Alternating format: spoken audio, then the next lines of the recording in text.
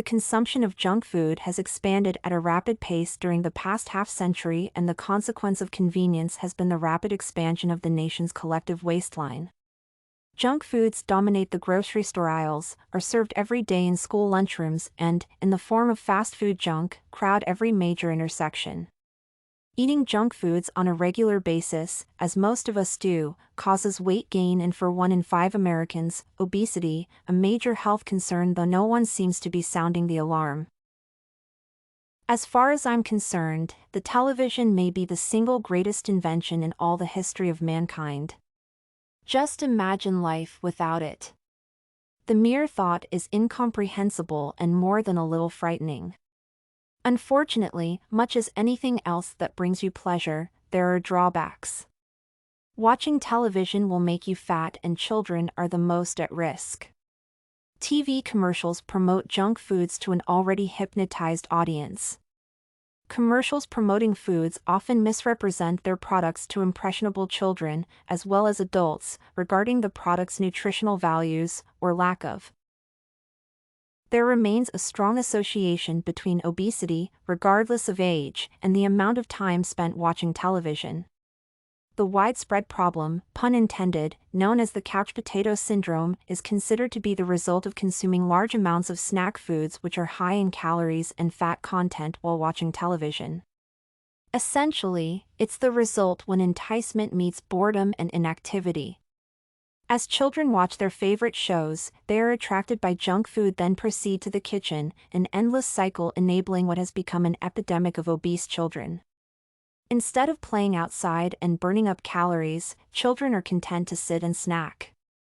The couch potato syndrome is curable, however. Studies have shown what anyone with common sense already knows: obese children lose weight when they are allowed to spend less time in front of the television. The rate of obesity among youths is more than twice what it was just 2 decades ago. Every day, nearly 1/3 of U.S. children aged 4 to 19 eat fast food, which likely packs on about 6 extra pounds per child per year and increases the risk of obesity. Some schools are attempting to wean its kids off junk foods by removing candy and soda machines, in addition to providing meals that nourish the body, not just satisfy the appetite. However, this is the exception, not the rule. Junk foods remain in the majority of schools for economic reasons. Parents are allowing their school systems to choose financial considerations ahead of the children's health. The students may be junk food junkies, but the schools are hooked, too, increasingly dependent on the revenue that soda and candy machines bring in each year. Obesity initiates much more than just public humiliation, which itself is very harmful, usually causing serious psychological damage that lasts a lifetime. The physical detriments of obesity are even more severe. The condition dramatically lowers life expectancy and the quality of life.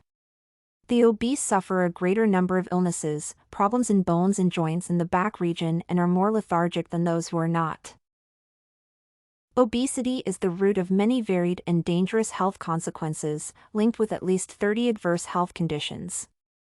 Arthritis of the knees, back, hips and hands are common ailments of the obese. Breast cancer is twice as prevalent among the obese. In addition, the veins of the obese are more constricted, which slows oxygen to the tissues of the body and prompts complaints of breathing problems, sleepiness, and general fatigue. The convenience of junk foods are literally killing Americans, yet there seems no sense of urgency to reverse the trend. No war on double cheeseburgers, though junk food consumption is a far greater threat to the lives of Americans than terrorism.